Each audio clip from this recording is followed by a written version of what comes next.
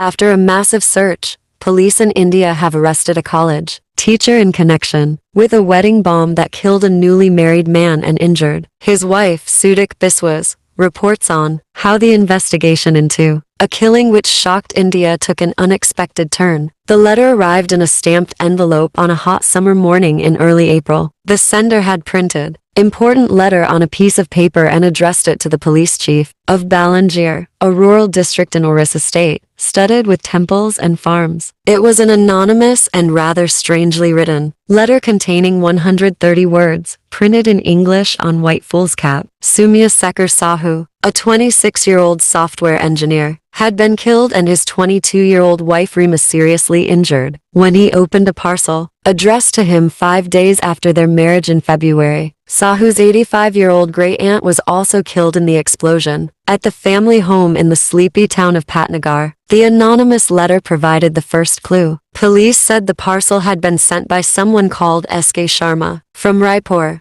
some 230 kilometers 142 miles away in neighboring Chhattisgarh state. Both the name and address were found to be fake. Police say the letter they say was sent to the Balangir police chief began with the disclaimer that a special messenger had been sent by the writer to drop this letter, and then it came to the point quickly. The parcel with the bomb had been sent in the name of S.K. Sinha, not R.K. Sharma, it said. 3 men, it said, had undertaken the project and they were far away now, where police cannot reach. The reasons for the blast, the sender wrote with an awkward flourish, were the groom's betrayal and money. The first reason possibly alluded to a scorned lover, and the second to a property dispute. Even the killing of the whole family cannot compensate our loss, the sender wrote. In the end, the tone turned forceful. The police, wrote the sender, should remain silent and not harass innocent people, doubting and asking them unnecessary questions. Who sent the wedding gift bomb that killed this newlywed? For more than a month, 24 investigators questioned more than 100 people, friends and relatives of the couple, mainly in 4 cities. In connection with the killing, they had scoured thousands of mobile phone records and scanned laptops and phones belonging to the couple. Investigators had looked into a threatening call the victim received last year after his engagement and found out it was from a young man known to his then fiancé who had blamed her for ditching him and getting engaged to a richer boy. Encouraged by the lead, they had picked up the man and questioned him. They let him go after they found nothing amiss beyond a silly threat on the phone. Detectives had also drawn up a list of more than a dozen possible suspects, but had no firm leads on any of them. The case was going cold. As public and media pressure grew, the government handed the case over to the elite crime branch. A video grab of the Sahu's kitchen moments after the blast, more than 300 kilometers 186 miles away in the state capital, Bhubaneswar.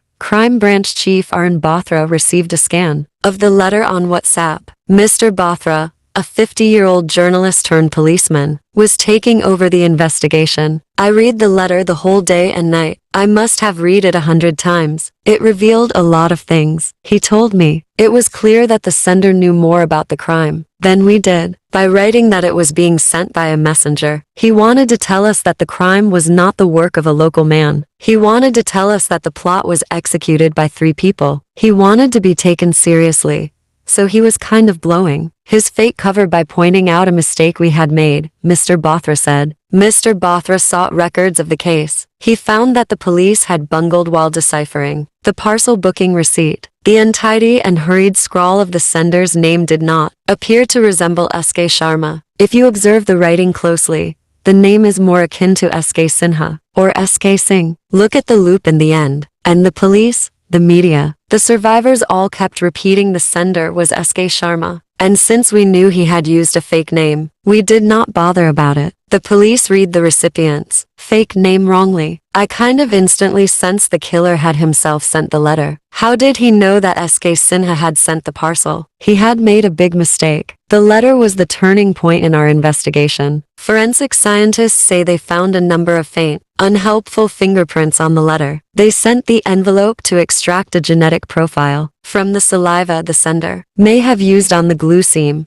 but none was found. Investigators sent a copy of the letter to the parents of the victim. They were asked whether they suspected anyone. The victim's mother, a teacher in a local college, went over the letter again and again. It was then the mother said this letter could have been written by a colleague of hers who taught English at the college. She said he had a similar writing style and choice of words. Then she said something interesting. She said the teacher would often use the phrase, completing the project, said Mr. Bothra. Punji Lal Mer, 49, had been called in for questioning a week after the fatal blast. The victim's mother had told police that he harassed her after she replaced him as principal of the college last year. The two had reportedly humiliated each other in public. But in the end, Mr. Mer appeared to have swallowed his pride. We had really found nothing to pursue, Mr. Mer. There was never a lead, really. We thought it was a case of usual workplace politics. One investigator told me. In his Facebook posts, Mr. Mer is usually dressed in formal suits and blazers, a mark of an upwardly mobile man. He wears a gold-colored watch, a prominent gold ring, and shiny TIs,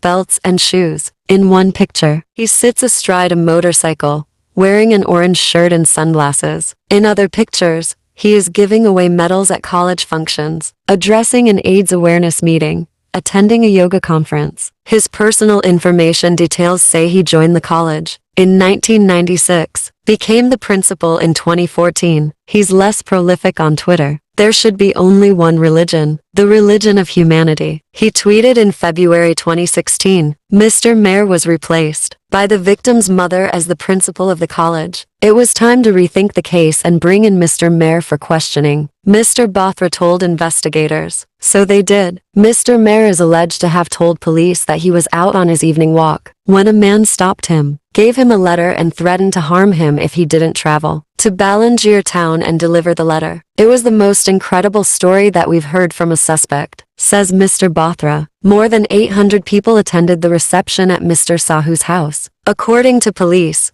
Mr. Mer said he began buying and hoarding firecrackers in October, when India celebrated Diwali, the festival of lights. He is alleged to have hoarded gunpowder from the crackers, from which they say he made the bomb. In a couple of months, it was ready, police say. They believe he then put it in a cardboard box and gift-wrapped it. On a balmy morning in February, he was ready to send the bomb to its destination, investigators say. He attended college in the morning, took a class, returned home, picked up the gift-wrapped parcel and went to the nearest railway station on his bike, leaving his Datsun sedan at home. It is alleged he kept his phone at home in what police believe was an attempt to create an alibi that he never left his house. He then took the 2.5-hour train journey to Raipur without a ticket to avoid being captured by CCTV cameras at the station ticket counter.